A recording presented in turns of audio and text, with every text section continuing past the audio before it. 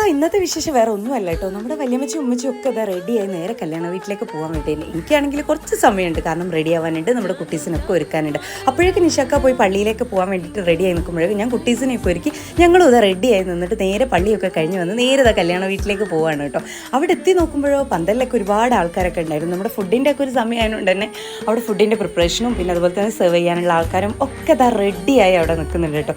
ഭയങ്കര ഹാപ്പി ആയിരുന്നു. അവിടെ എത്തിക്കഴിഞ്ഞ് നേരെ ഇതാ കല്യാണ വീട്ടിലേക്ക് അങ്ങ് കയറുമ്പോഴാണ് നമ്മുടെ ഇന്ന് മെഹന്തി ഫംഗ്ഷൻ ആയിട്ടുള്ള അവിടെ സ്റ്റേജൊക്കെ ഇങ്ങനെ അടിപൊളിയായിട്ട് ഡെക്കറേറ്റ് ചെയ്ത് വെച്ചിട്ടുണ്ട്. കുട്ടീസൊക്കെ എന്നെ കാണുമ്പോഴേക്കും ഓടാണ് കേട്ടോ. കുറേ ആൾക്കാർ ചിപ്സൊക്കെ കഴിക്കുന്നുമുണ്ട്. അങ്ങനത്തെ ഫ്രണ്ട്ഷിപ്പൊക്കെ ആക്കി ഹൈസയും പിന്നെ ഹൈസിൻ്റെ ഫ്രണ്ടും ഒക്കെ അവിടെ നിൽക്കുന്നുണ്ടായിരുന്നു.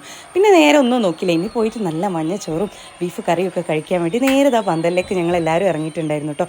ഞാനും ഉമ്മച്ചിയും വലിയമ്മച്ചിയും കുട്ടീസും എല്ലാവരും ഒന്നിച്ചാണ് ഇരുന്നത്. നമ്മുടെ ഹസ്ബൻഡാണ് സെർവൊക്കെ ചെയ്ത് തരുന്നത്. അങ്ങനെ അതൊക്കെ കഴിഞ്ഞ് നേരെ ഇതാ ബ്രൈഡിൻ്റെ അടുത്ത് നല്ല മൈലാഞ്ചി ഇടുന്ന തിരക്കില്ല. അപ്പോൾ പിന്നെ അതൊക്കെ കഴിയട്ടെ, ഇനി അടുത്ത വീഡിയോയിൽ കാണാം.